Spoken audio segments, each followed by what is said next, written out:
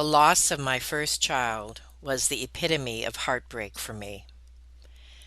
I felt like a tremendous failure to my husband and as a woman.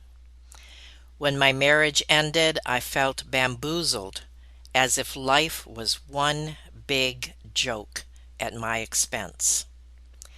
Both tragedies taught me how unfair life can be, but also exposed an opportunity for faith to carry me. Welcome to Never Ever Give Up Hope. And that was a quote from Fatima Oliver. She is my guest today, and I look forward, as I know you are, to hearing her story. Have you ever felt like giving up, quitting, throwing in the towel? Welcome to Never Ever Give Up Hope featuring Carol Graham. She's an author, health coach, and motivational speaker. Backed into a corner multiple times in her life, Carol shares with you stories on how she overcame some of the toughest obstacles a person can go through in life, but refused to give up hope. Rather than admit defeat, an opportunity was presented, and it involves each and every one of you. Carol will feature spectacular guests who will share their messages of hope, encouragement, and their inspiration to prove why life's adversities only make you stronger. And now, welcoming the host of the show, here's Carol Graham. Fatima Oliver is a wife, mother of 4 boys, an author, and my best friend because she's an extreme lover of chocolate. I have never had anybody say that before, so I think millions of people are relating at this moment. It's my weakness. Fatima has embraced self-discovery and acceptance by challenging insecurity, anxiety, and depression from childhood trauma, heartbreak, and physical abuse. The result brought tremendous breakthroughs in her life and helped cultivate some baby steps that she is going to share with us today. Welcome, Fatima. Oh, thank you so much, Miss Carol. I'm so grateful to be here. Let us start with your story. Now, in the beginning, in the intro, we said that you had lost a child and Yeah. also your marriage breakup. So, would you share that story, please? Yeah, absolutely. So I actually got married the day after my 21st birthday. Why didn't anybody tell me not to do that? I'll never know. I fell in love, my high school sweetheart, and we got married. I was just enamored with him, and I really didn't have any clue of what was to come, what marriage was like, Mm, what mm, just nothing. And I never saw any signs of any abuse, nothing, not even a pink flag, I'd say. And really? so, Wow. no, I truly didn't for the 4 years that we dated. And then like about a week or 2 weeks after we got married is when it really became a hellish type of situation.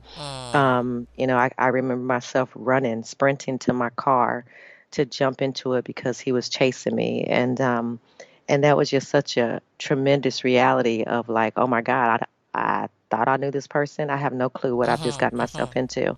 And so, we were together for 12 years, 9 years married, and it was very tumultuous.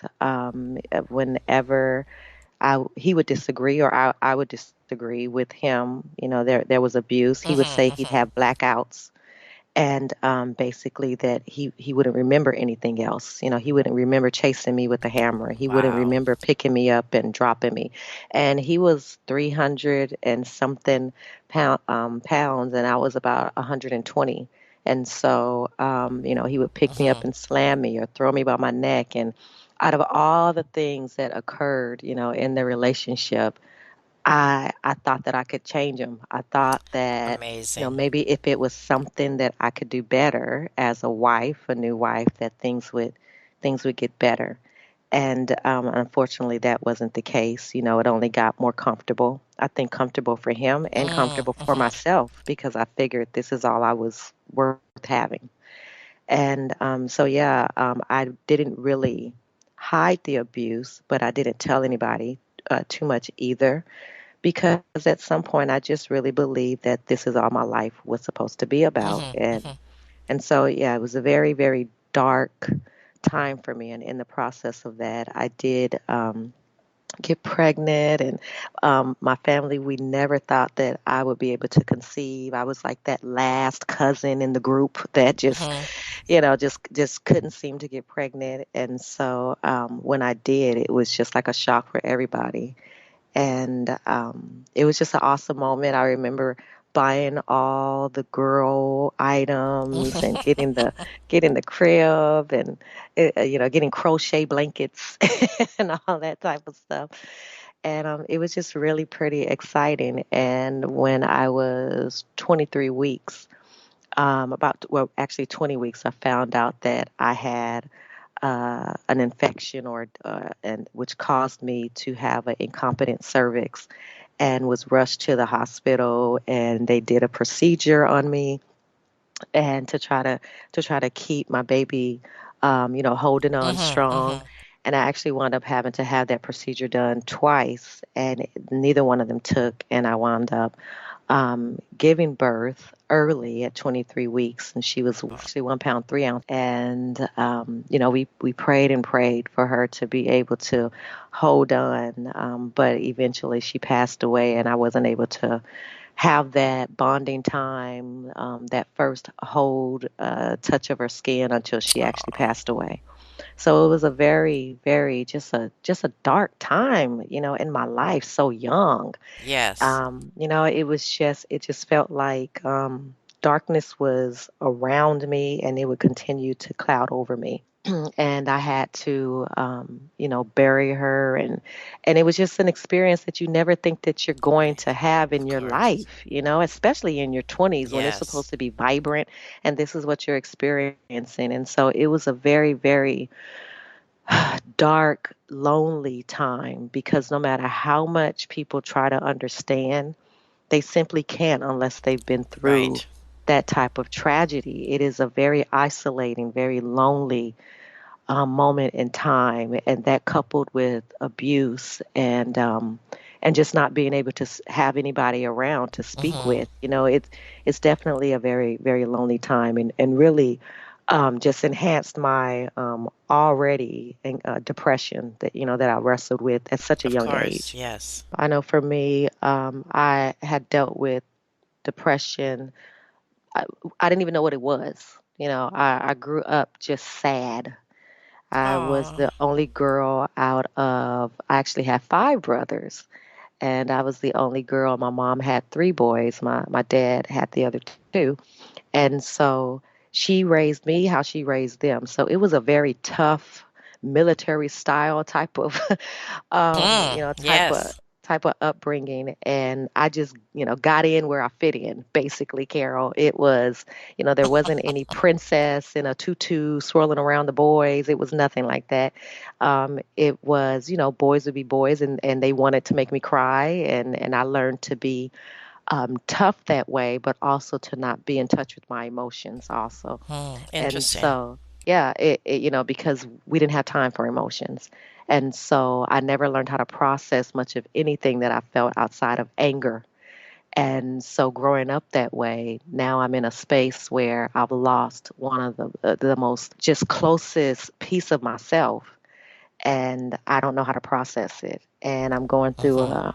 a horrible, tumultuous domestic abuse, just horrific abuse, and I don't know how to process it. And I don't know how to tell people, because I'll feel like I'm weak and I'm not a good wife because I Mhm. can't handle this. And what does that mean anyway? Being a good wife, I still don't have a clue. And so I still don't know. But at that age, I just wanted to do everything right. I just wanted to do everything right, because I learned at such a young age that that was the way that you diffused abused, seeing my stepfather beat my mom, and him beating me and my younger brother. I'm sorry, me and my older brother, Oh, and wow. tying us up to chairs. I learned at such a young age, 6, 7 years old, to do as much right as possible to try to diffuse Right, situations. right. And so I grew up with that mindset, and that's where I lived. So if I couldn't fix it, something must be wrong with me. And so yeah, it took a very long time for me to get to a place where I understood that there had to be more to life than this, and that there had to be some type of hope. And even though I did not know my self-worth, I really didn't. Even though I didn't know that, there had to be something more. Like, this just couldn't be what my life is going to be for the rest of my life. And that's really when things started to turn around for me as far as my mindset, not the activities that was happening, but my mindset. And I really think that that's what had to happen first in order for me to be able to make the steps to leave. But even in leaving, it was tough. I stayed for 9 years in this relationship, and he was my high school sweetheart. And I just really thought for so many years that I could change him. And Mm-hmm. even when there was womanizing, that I could change him. And and then once I realized I couldn't, I had that reality of, well, how do I leave? I don't have anything. I don't have a Right, job. right. I don't have a car. He's the main breadwinner. I have a child now. He's 2, and how am I going to take care of him? So then I stayed longer because I didn't have anything, Right. and just trying to do the best that I could to figure out how to go from nothing to something you know. And at some point in time, like I said, it took a while, but at some point in time, I got to that place where I said, you know what? It doesn't matter if I have to start over and sleep on my cousin's couch. That's what I'll do. And I eventually was able to get up the nerve to tell someone, this is what's happening to me. No, my life is not perfect. It doesn't matter where I live. It Mm-hmm. doesn't matter how many times I go to church and we sing together. None of that matters. The reality is that my life is hell, and I'm in this abusive relationship, and it's not going to change, and I need to get out. And so one day he left he was an entertainer, and we both were in some right. And so he left to go on a gig. And when he left, I packed up everything that I could and fit it into my white little Honda, and moved to my cousin's home and slept on her couch, and started my life over from there. It was tough, it was not easy. And maybe somewhere in my head, I thought, if I leave him, it's all of a sudden I'm going to see the rainbow. I'm glad you're laughing. Yeah. you know, because, because that is so not what happened. Like, it didn't get easy overnight.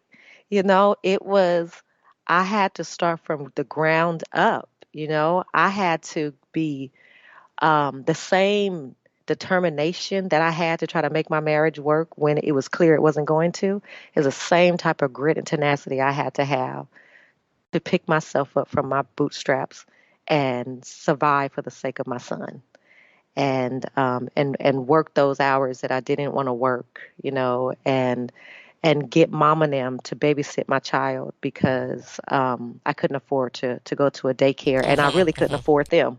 I really couldn't afford them, and just doing everything that I possibly could to survive. And I don't necessarily mean having my own apartment. I mean still sleeping in my cousin's house, Right, right. but just trying to piece my life together.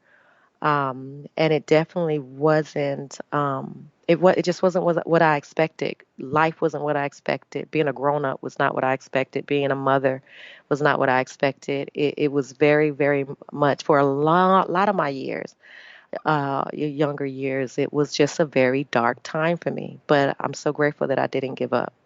And I'm so grateful that I had enough of that grit from my mom to put one foot in front of the other, and sometimes crawl through situations, Mm-hmm. to be able to get to a place where those tragic moments were a little farther behind me as I kept moving forward.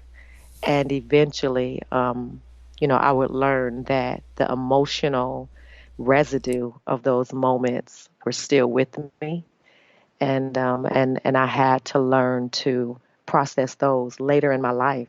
much later in my life, I wound up revisiting those horrible moments in time to really process what I survived. Maybe not at the time, but I'm certain after, like today, you realized what you were learning. And when you were going through it, you don't feel like you're being educated, right? Yeah. But Yeah. because you're just dealing with all the fallout. But now that you reflect, which is what you just started to say, you realize what you Yeah. have learned. And I know that that is part of what you're going to share today. Now, you went through many emotions. Just share a little bit about what you were feeling on that journey from such a Mm. broken woman to somebody Yeah. who is now very strong.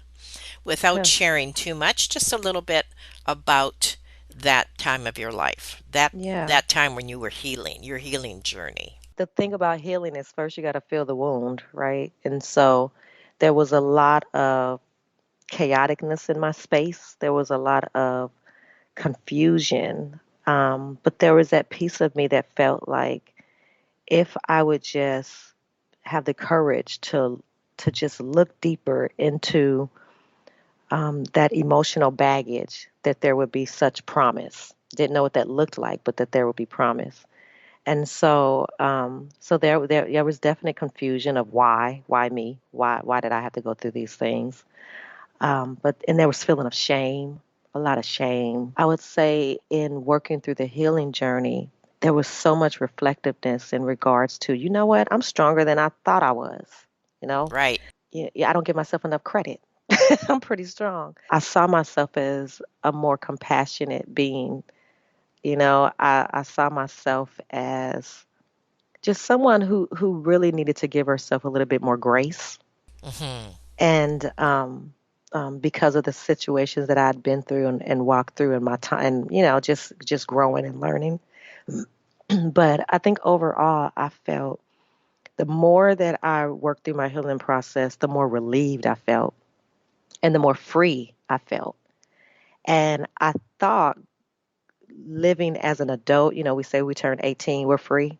I thought I thought I knew what freedom felt like all those years because I was an independent woman. But Hmm. I don't think that I truly experienced freedom from the inside out until I started healing, to where I felt free to not feel the shame of my situations that I had encountered, that I didn't feel condemnation, I didn't feel guilt for any decisions that I had to make that I felt were the best decisions at the time, that I don't carry that anymore.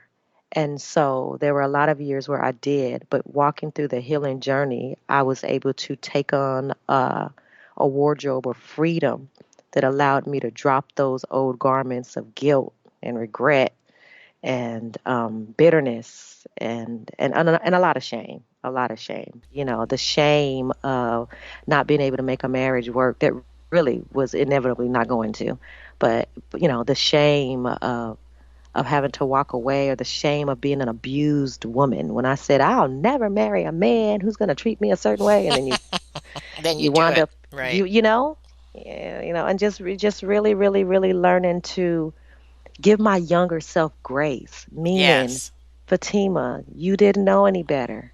You didn't know what love Exactly. looked like to Yes. begin with. So when you felt you were getting it, you just jumped in, with loyalty like you would for anybody, like you would with your upgraded husband, I'll say. Well, I think that there are a lot of people already that are relating to this story. I mean, I don't think it is an unusual story in that respect, and I know that you would agree with me on that. However, how you dealt with it, how you came through as a victor instead of a victim. These are things that we do need to hear from you today, and this is the exciting part. And I thank you for sharing that from your heart. Now, we're going to take a short 30-second break. And when we come back, we're going to talk about that healing journey, what people can do. And also, you have an incredible offer for the audience today that I think is very generous of you. So we will talk about that when we return. Carol Graham would like to show you the path from misery to miraculous triumph in her fast-paced memoir, Battered Hope. She relates her determination to succeed as someone who experienced one horrendous nightmare after another. Gang raped and left for dead, loss of a child, husband falsely imprisoned, and cancer. Nothing could break her tenacity or faith. No matter what you face, heartache, loss, suffering, or injustice, Carol will illustrate how she became a victor the same way you can. The secret is to never, ever give up hope. Order your copy at Amazon or batteredhope.blogspot.com.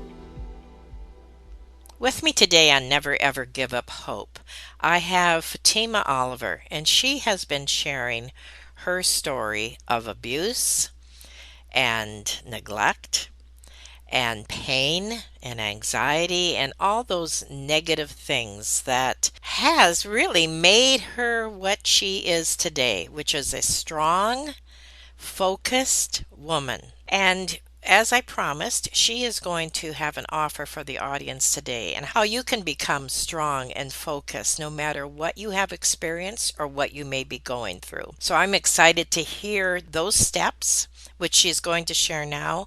And then also, don't forget to stay tuned because she has an offer for the audience today that you are going to really appreciate. Tell us now, you have 3 steps that you have given me. The first one, which I appreciate and I know that the audience will as well, and that was, we are not meant to do life alone. What a terrific statement, that everyone needs a safe place to fall.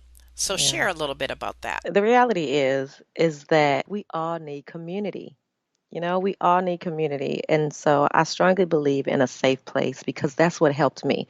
There was one person when I was going through, the cycle of domestic abuse, and I kept complaining about how I wanted to leave, but I hadn't left. And there was one person that I felt that I could truly be vulnerable and honest with that didn't try to fix me.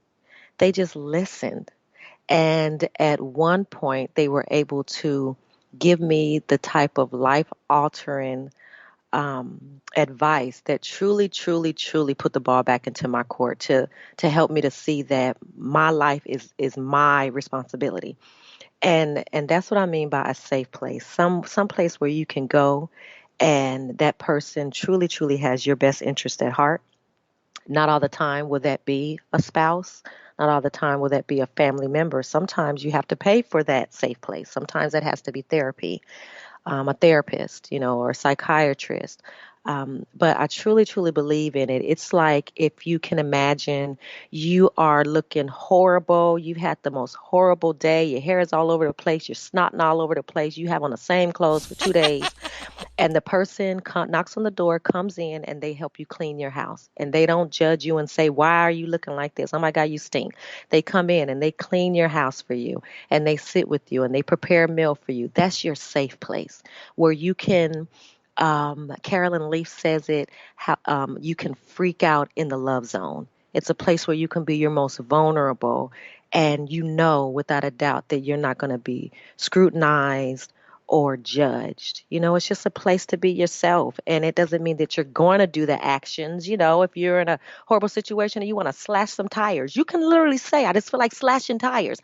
Doesn't mean you're going to go do it, but you need some place, right? Where you can say these things that aren't the most flattering, but that person understands that that's just how upset you are. And they're able to sit with you and talk with you and counsel with you and encourage you and support you and laugh with you and cry with you. Mhm. That's your safe place. And everybody needs one of those spaces. And I do believe that it's available for everybody. Just sometimes we have to look a little harder to find it. Very well stated. Thank you. Now, your next point that you made is that it is critical to change a victim mentality to a victor mindset. I believe that that is the goal of many people, but Yeah. hopefully you can help us to make that easier than the way it sounds. Yeah, because it's tough. It was tough for me. I didn't like that. I didn't like that at all. I really didn't because the reality is that I have been through so many things in my life that were not my fault. And it's not just the domestic abuse, it's not just the loss of a child. I was burned on 25% of my body at the age of 2. My Mm, stepfather, one stepfather beat me and my older brother and my mom, and so she couldn't stand up for us. But that wasn't my fault. And another one molested me. That wasn't my fault. So I grew up with all of this horribleness happening to me and placing me continuously in the victim role, right. right? And so at some point you can get to this place where you're thinking nothing's good going to ever happen for me, which is where I lived. I lived on that road for a long time. Nothing will ever happen good for me because this is just how my life has always been. So why would it change now? The thing is that is self-sabotage.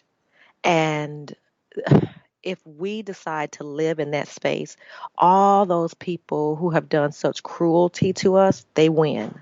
And we can allow them to have that type of power over our lives. So, because of that, we must make a decision. And that decision is to take all those things that were unfair, right?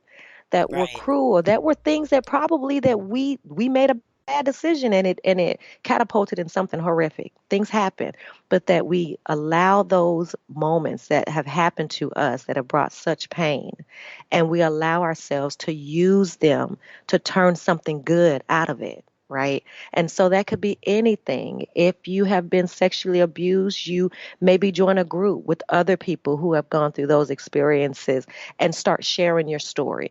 Anything that you can do to turn that horribleness into a victory for yourself. I really believe that the more we walk into those type of steps, the easier it is for us to see that there is hope for our lives. But we have to make that conscious decision that I will not allow the bitterness and the anger and the Hmm. hurt That's right. that has occurred in my life to rule my life. And that was a personal decision that I had to make. At some point, I had to say, my life has to mean more. I have to change it to be more, and I have to change the narrative of my life, and that's what we all are responsible for. We may not be responsible for the things that have happened to us, but unfortunately, we are definitely responsible for changing it, changing the dynamic of our lives. That's our responsibility as a human.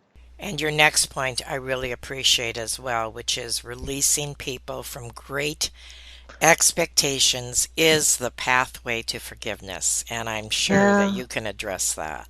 Yeah, I think and just in what my last point was, a lot of that can be because of those expectations. Like before I understood domestic abuse, I felt, why didn't my mom do anything? Why couldn't she step in Mm, and help me in certain situations? But the older I got, the more mature I got, the more education I got, I was able to see, well, she was abused also. What could I have expected from her? Like really? Like what realistically could she have done for me? And she was also being abused by the same man. And yeah, so really. in that space of understanding, it can bring an opportunity for forgiveness, right? So it is viewing different perspectives, like viewing the perspective outside of your pain. We have a painful perspective because we lived it, but trying to see the other perspectives that was a part of that scenario. It doesn't mean that it makes it okay, but I just believe that understanding can definitely help, in releasing those expectations because sometimes they're like very overreaching expectations that we have of people that we may not even have for ourselves to uphold. Right. And so, it doesn't mean that that's for every situation, but I definitely believe in looking at each scenario that have caused us a hurt or a hang up, reviewing it deeply and saying, is there another perspective that I could look at outside of my pain? Outside of Hmm. my Hmm. pain, and viewing those other perspectives to try to get a fuller picture of the situation, the circumstances. It may not take away the fact that this incident happened to me and that was unfair, but it may open up the door for you to be able to say, you know what? I could understand why they made that decision. It doesn't mean it didn't hurt me, but I could understand it better. And so, in that automatically makes room for a conversation that can happen that may not have been able to happen if you wouldn't have looked at that perspective. And that's all I'm Right, offering right. is that opportunity to have conversations that you may not have been willing to have because you are only seeing the perspective from your painful point of view. That was very strong. Excellent, excellent point. Yeah, Now but the tell it. reality is, Carol, it's not easy. No, of course it And so isn't. nothing that I'm And saying is easy, no, but it's about how bad is your want to. How bad do that's you want right. to have a better life? And then you walk one step at a time, baby steps. Now tell us about your books. Yes. So thank you so much for that. So the book that I wrote, which I'm so grateful that I had the opportunity to do this, was is called The Prescription is in the Dirt. And so so yeah, it basically, now that we've talked about all of the dirt, that is truly what the book what was derived from. It was my life, my testimonies, the things that I crawled through, I like to say, because I didn't know what I was doing. I was trying to survive just like anybody would be trying to survive if they've gone through horrific situations in their life. But through those different incidences that I did have to face, there was a spiritual aspect that I honed in on. There was the physical aspect, the emotional, the mental aspect. And so I share those.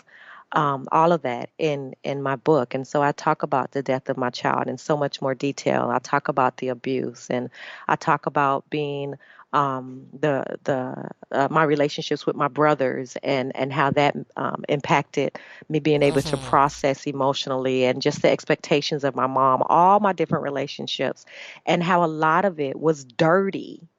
And Okay. but just understanding that if you don't run away from that dirt and you get yourself immersed and you dig down in that dirt, that something beautiful always grows from dirt, like the flowers, right? That's But you got to get right. down there and prune, and you got to get down there and turn that dirt, right? And not be afraid to get your hands dirty. And that's what you have to do for your own life. And that's what I had to do. And so that's why the book is called The Prescription is in the Dirt, because man, so much healing.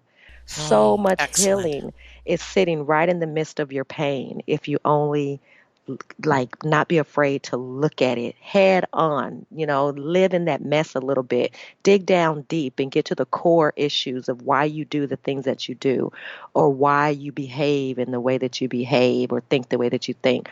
There is a reason for everything. Digging deep down into that stuff will definitely bring out just tremendous healing if you're brave enough to do it. And that brings us to your offer, which I think is very generous of you. So please share what you are offering the audience. Yeah, so I would love to be able to just be there as a support, to anyone who's starting their process of transition, whether they're leaving a tumultuous situation, or whether they have but haven't really processed the emotional aspect of what they have survived.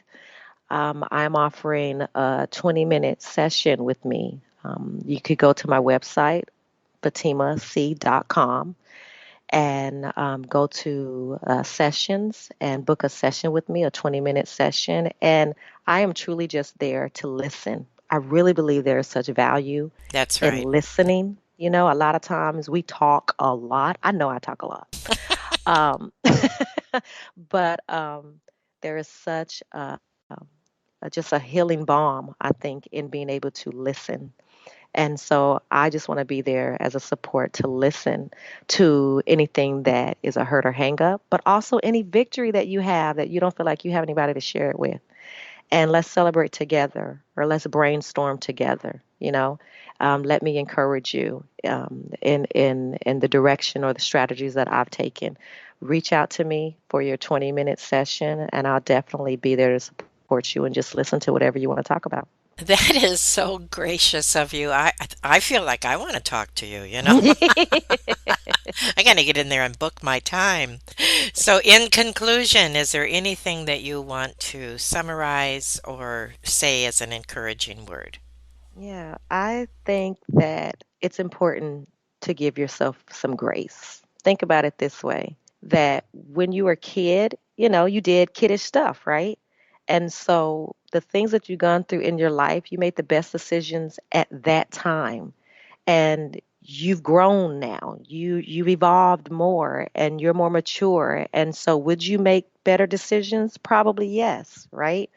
Give yourself grace, give your younger self grace for the decisions that you had to make in that moment, right? When you were going through whatever the situation was that you were going through, when you were surviving whatever it was that you were surviving, let yourself be free of the guilt and the self condemnation. Release yourself of that. Give yourself a break. There's enough people out in this world that judge you and ridicule you and tell you you're less than. Don't help them by doing that to yourself. Okay. And it's hard to change that habit, but it's worth it because you're worth it. And I truly, truly believe that there is such greatness in all of us that is waiting to burst out. Hmm. But there's just a little bit of work that we have to do to give it room for that to happen. And so I would say to anyone listening, don't be afraid of the work. Unfortunately, it is our responsibility as much as we're breathing to evolve and to grow and to mature and to be able to put our hand back and pull up the next person. That's our responsibility as a human.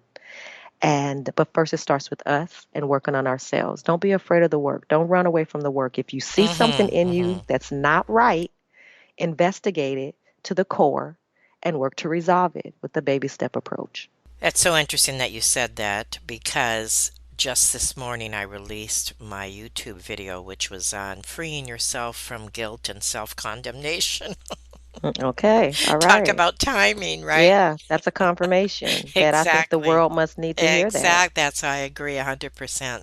Well, Yeah. thank you again so much, Fatima, for you have shared not just your story, but so many uplifting things that we can do. And I really appreciate again of you making it very exquisitely clear that this is work.